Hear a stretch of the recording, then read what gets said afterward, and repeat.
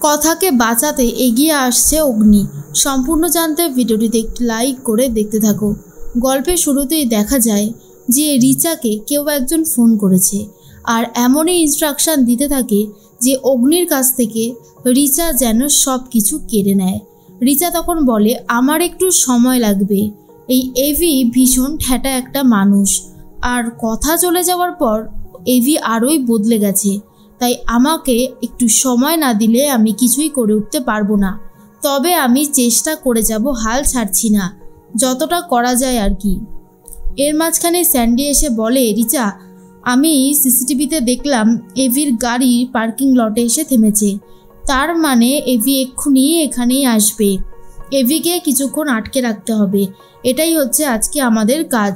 রিচা তখন বলে, ঠিক আছে, তুমি যেমনটা বলছো তেমনটাই হবে, শুধু একটু সময়ের অপেক্ষা। এর মাঝখানেই রিচা একটা কথা বলতে থাকে, সবাইকে বলে, যারা আর কি খেতে এসেছিল তাদেরকে বলে, কাস্টমারদেরকে, যে আপনারা আরও কি কি ভালো ডিশ খেতে চান এগুলো আমাদেরকে বলবেন, একটা ফিডব্যাক দেবেন, আর একটা ফর্ম দিচ্ছি সেটা ফিল আপ করবেন। তার মাঝখানে এভি চলে এসেছে। এভিকে দেখার পরেই স্যান্ডি এগিয়ে এসে বলে, এভি, আমাদের যে নতুন শেফ সে কিছুতেই কিছু করতে পারছে না, কিছু গন্ডগোল হয়ে যাচ্ছে, যদি তুই একটা আইটেম শিখিয়ে দিস তাহলে অনেক ভালো হবে। এরপর এভি ঠিক সেরকমভাবেই কাজটা করা শুরু করে দেয়, কিন্তু কোনোভাবেই কোনো কিছুতে মন বসাতে পারছে না এভি। বারবার করে তার একটা কথাই মনে পড়ে যায়, কোথায় কথাকে ছাড়া তার জীবনটা একদমই চলছে না, এমনটাই ভাবছিল। এর মাঝখানেই দেখে যে কথা তো রয়েছে, কথা চলে এসেছে আর কি। কথা রাজারানীকে বলে, আজকে আমি রেজকি না নিয়ে এখান থেকে কিছুতেই যাব না। কিন্তু এসে যখন এভিকে দেখে পুরোপুরি অবাক হয়ে যায় আর বলে, সাহেবের মনে হয় এই জায়গাটাতেই কাজের জায়গা, বুঝলি? রাজা রানী তখন বলে, এই তুই এই সাহেবকে দেখলে এরকম অবাক হয়ে যাস কেন বলতো?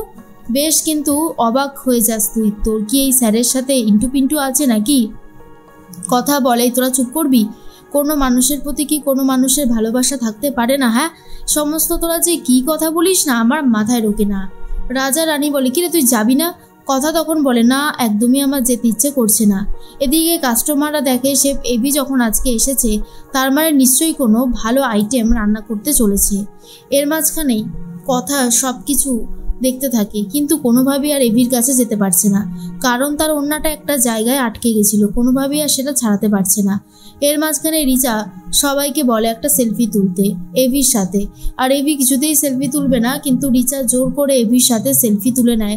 স্যান্ডি তখন বলে, যাক বাবা, কোনোভাবে আটকে রাখা গেছে, এটাই অনেক। রিচা জোর করে এভিকে এক চামচ সেই পদটা খাইয়ে দেয় যেটা এভি নিজে রান্না করেছে।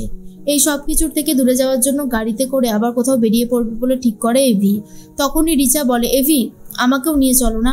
কিন্তু এভি তখন বলে, না, আমি আমার গাড়িতে একাই যাব। এই বলেই গাড়ি নিয়ে বেরিয়ে চলে যায়। তখনই রিচা বলে, আজকে তুমি আমাকে সরিয়ে দিয়েছো ঠিকই, কিন্তু এমন একটা দিন আসবে যেদিন তুমি নিজের থেকে আমাকে তোমার গাড়িতে তুলবে, আর সেই দিনটা বেশি বাকি নেই, খুব তাড়াতাড়ি সেই দিনটা আসতে চলেছে। এর মাঝখানে কথা তো মন খারাপ করতে থাকে আর বলে, এই যে ভালো মানুষের কাছে এতগুলো বন্ধুবান্ধব দেখেছিলাম, কই তারা তাকে আটকে রাখতে পারে না? মানুষটার মাঝে মধ্যে অবস্থা দেখে আমারই খুব খারাপ লাগে। অন্যদিকে গুন্ডাটা কথা বলতে থাকে একজনের সাথে আর বলে, জানে না বলি আমি কি জিনিস, ওকে আজকে আমি তুলে নিয়ে যাবই যাব। এদিকে একটা চায়ের দোকানের সামনে এভি বসে আছে।